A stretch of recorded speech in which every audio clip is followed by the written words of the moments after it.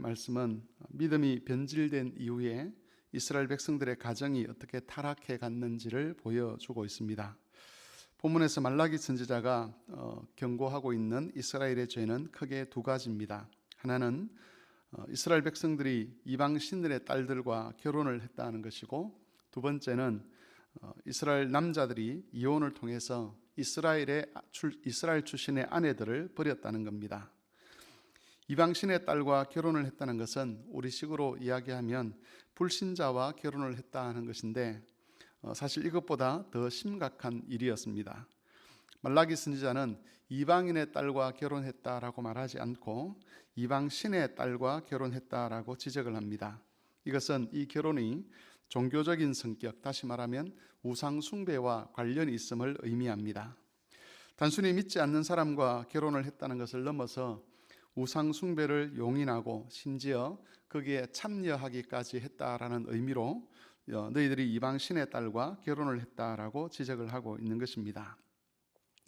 거기에 보면 아내에게 거짓을 행했다는 말씀도 나오는데, 이것은 두 가지 형태로 그 당시에 나타났습니다. 첫 번째는 이방 신의 딸과 혼인을 하기 위해서 이스라엘의 아내와 강제적으로 이혼을 하는 겁니다. 또 다른 형태는 원래 이스라엘 출신 아내는 그대로 둔 채로 두 번째 아내로 이방 신의 딸을 두 번째 아내로 맞이하는 것이었습니다. 그러면서 이스라엘의 아내에 대해서는 거의 외면을 하고 무시를 하고 이방 신의 딸을 진짜 아내인 것처럼 대우를 하는 그런 풍조였습니다. 하나님은 이스라엘 백성들이 행했던 이런 죄를 여러 번 걸쳐서 말씀을 하셨습니다. 에스라나 느헤미야서를 보더라도 비슷한 내용의 경고의 말씀들이 나오는 것을 볼 수가 있습니다. 하지만 악을 행하던 이스라엘 백성들은 하나님의 이런 경고의 말씀을 들으려고 하지를 않았습니다. 오히려 그들은 여러 가지 핑계를 대면서 자기들이 하고 있는 일이 역사적으로 보아서나 또 신학적으로 보아서 정당하다라고 주장을 하기도 했습니다. 그 중에 한 가지가 아브라함을 핑계로 드는 겁니다. 15절을 보시면 우리 번역은 이렇게 되어 있습니다. 그에게는 영이 충만하였으나 오직 하나를 만들지 아니하셨느냐? 어찌하여 하나만 만드셨느냐? 이는 경건한 자손을 얻고자 하심이라 라고 되어 있는데, 이 말씀은 우리말 번역만 봐가지고는 정확하게 어떤 의미인가를 알기가 어렵습니다. 이것은 이렇게 번역을 해볼 수 있습니다. 영이 충만한 그도 경건한 자손을 구하면서 한 아내만 취한 것은 아니지 않습니까?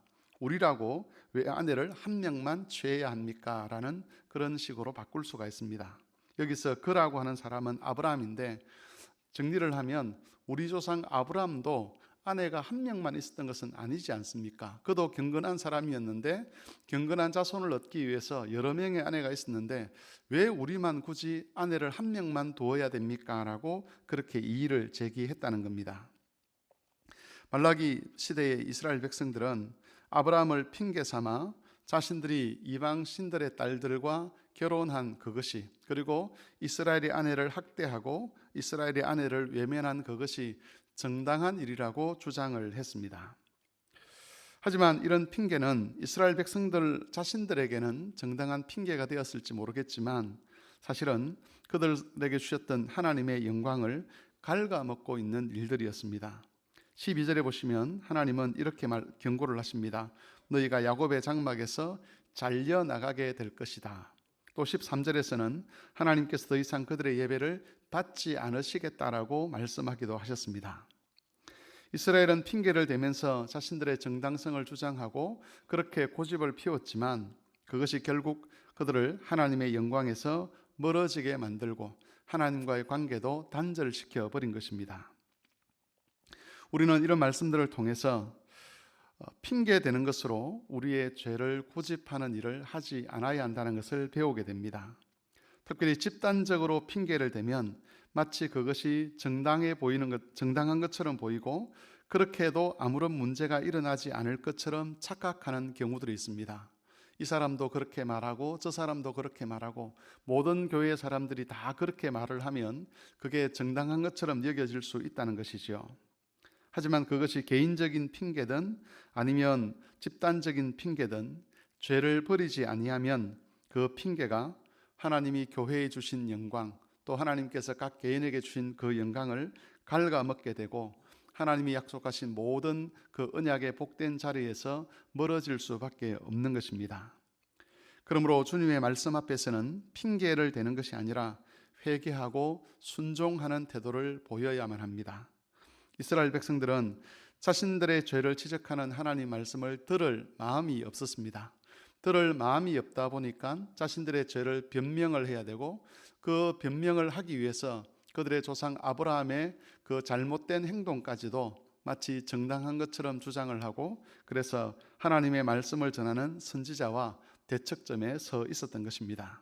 그리고 결국 이런 것 때문에 하나님은 이스라엘 백성들에게 하나님의 영광을 거두시고 오랫동안 그들을 내버려 두시는 그런 징계를 행하셨습니다.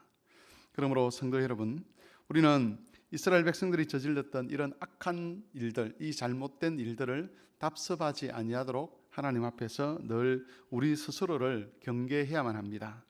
우리의 죄된 본성은 하나님의 말씀을 들을 때에 그 말씀, 자신의 그 죄를 버리지 않기 위해서 핑계대는 것을 참 좋아합니다.